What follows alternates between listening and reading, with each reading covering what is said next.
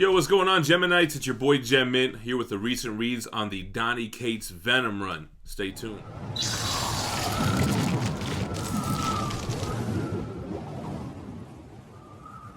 Alright guys, first of all I want to say is the hype is real on this book. I don't know why it took me so long to start reading this. This is the Volume 1 trade paperback that collects the first 6 issues of the Donny Cates Venom. Man, he is a good-ass writer. So here's the thing. If you're an 80s baby like me, you grew up reading 90s comics, you loved Venom, right? He's a cool character, a big, huge version of Spider-Man, big mouth, big tongue, whatever. But I remember during those times, like 70s babies who grew up reading 80s comics, they weren't really into Venom. They kind of felt like he was one-dimensional, that he didn't really have good writing.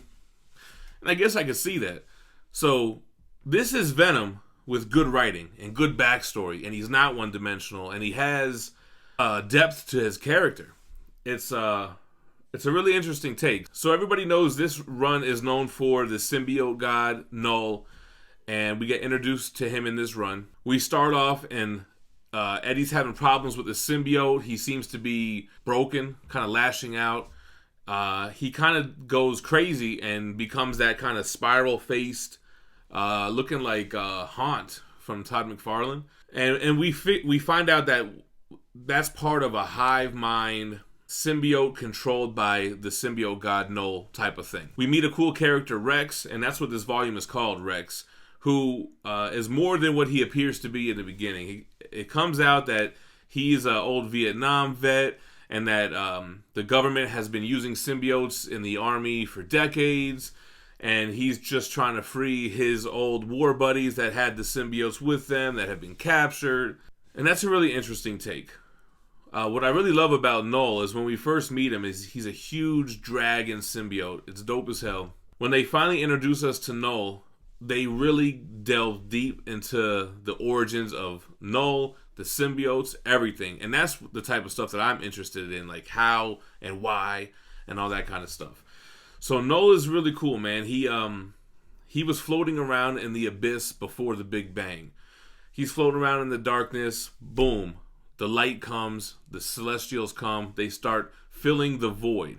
And what Null says is that my realm wasn't an empty void that needed to be filled. That's where they got it twisted. And they don't even learn about the symbiosis until he falls to a planet with one of the Warriors of the Light. I don't even know who the hell he was. But anyway, then he figures out that this life form that he creates from the void can bond with lesser creatures and become even more powerful. And he can control them. He can have a hive mind link to everything that his symbiotes are attached to. I'm trying to remember what severed that tie to the other symbiotes that allowed them to kind of roam and do their own thing. And that's how the symbiote we knew ended up on Earth and ended up bonding with Spider-Man. Thor. That's right. That's the Thor tie-in. So Null is a creature of darkness. And who is the god of lightning or light, who wields lightning is Thor, man. So Thor battles with them on Earth during Norse times, Beowulf times. And his lightning blast severs that link between the symbiotes and Null. So Null is trapped for, 100 years? Or he doesn't even know, on Clintar, which we were thought to believe that Clintar was the home planet of the symbiotes. We learned that in the Flash Thompson run with Space Knight Venom. But he's like, no. Clintar is our word for cage. His real self is trapped in this cage of symbiotes, this Clintar, and he can only speak through these avatars that Rex, right, his 5 squad, they call it the Grendel. That's right, it kind of reminds me of Grundle. But anyway, so that's the gist of it. It's really cool because I mentioned that the Venom symbiote is kind of broken and kind of tweaking out, but when it comes in contact with Null, he tries to erase the light from within the symbiote. The light is basically the symbiote's connection to humanity. And he doesn't quite burn it out, but he burns out the craziness and makes our symbiote Venom more powerful. He could sprout wings and he flies like a big gargoyle. It's really dope. We're going to take a look at the artwork together. It's only 6 issues, so there's only so much I can show you. But what I noticed right away is that Ryan Stegman, who I didn't really like his other stuff. He always draws very blocky to me. Like his other Venom stuff, I wasn't a huge fan of. But he kills it in this book, man. I don't know if it's because they have different colorists, but Ryan Stegman, his art is dope, and they pay a lot of homage to the McFarlane Venom. He does not always have his tongue hanging out, wagging like a dog. He has many scenes where his mouth is closed, like you see the Venom mouth, like the old school McFarlane. And I think, that's always been my favorite McFarlane. I think it makes him more menacing, almost. But let's take a look at it. Love it. Like I said, it lives up to the hype. Read Venom by Donny, Cate. And we'll take a look at the art and come back. All right, so let's take a look at this stuff here. Here goes the cover, which is the cover for issue 1. This is the Todd McFarlane Haunt type character that I was talking about. This is what happens when the symbiote is kind of losing it. And really what's happening is he's being controlled by Null, the symbiote god. I didn't mention that they have Miles Morales in this run for a little bit. That was pretty cool. And this is a cool cover homage to Amazing Spider-Man 316, which is actually the first cover appearance of Venom. So this is what I mentioned in Norse times, where symbiotes are fighting with humans, and we don't know what happens yet, but like I guess I spoiled. Thor comes through.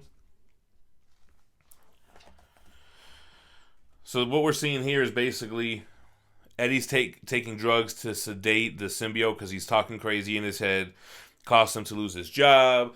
He's not able to write because he just has an alien in his head screaming and trying to be violent. Basically, he snaps and takes over, and that's what he becomes.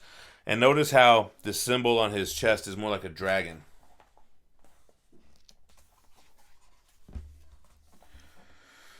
Here's some Venom stuff.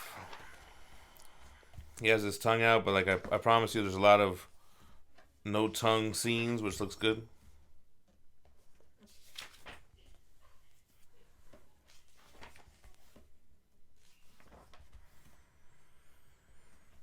See, look here.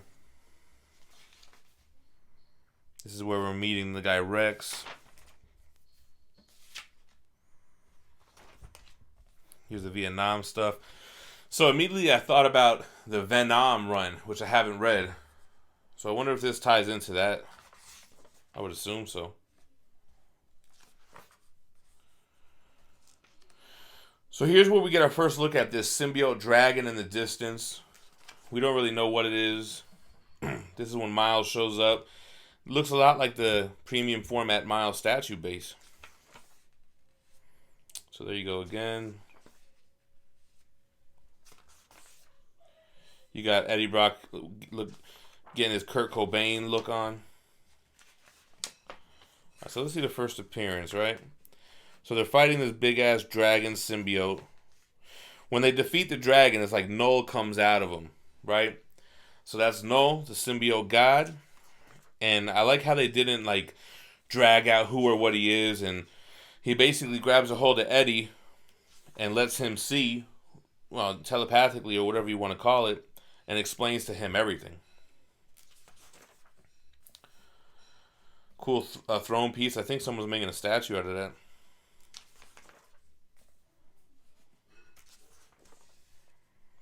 So here's explaining, Null being in the void, a little spark of light, big bang, celestials spouting out Earths and or planets, I should say, which I thought was pretty cool. Yeah, so he basically pulls this, it's not a symbiote, but it's the same type of material out of the void and creates a blade is the first thing. And this is cool about the mythos too, right? He's forging the blade in this forge, and the scars of its origin still haunt symbiotes today, meaning they're still scared of fire. The loud noise, the clanging to make it hard, it's still scared of sound.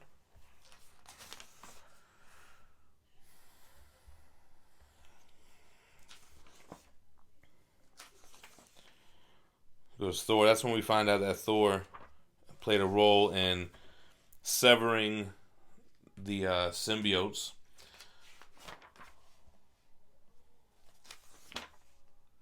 So this is Null's symbiote dragon. But what's cool is, he goes Venom.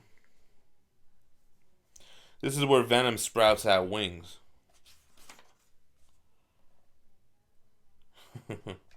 Pretty cool, man. All this stuff reminded me very much like McFarlane. Yeah.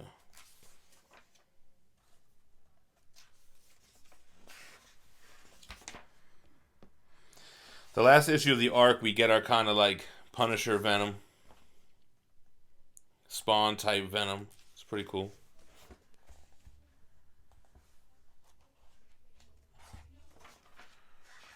Alright, so I don't want to spoil anything. Alright, cool. So that's my review of Venom by Donny Cates. I know it's only the first little arc. It ends with you wanting more. I don't know what issue they're on right now. Because, I just wait for the collected issues to come out. I hope I didn't spoil anything. I think I just gave the main plot. But let me know what you think about Donny Cates' Venom below. I probably messed up on some of my facts. I'm reading other books and whatever. Did I miss anything important that I should have mentioned? Drop it in the comments below. Make sure to subscribe to the channel for more daily content, which includes comic book reviews, statue unboxings, live shows, live comic auctions, and all that. So y'all stay minty fresh. Peace.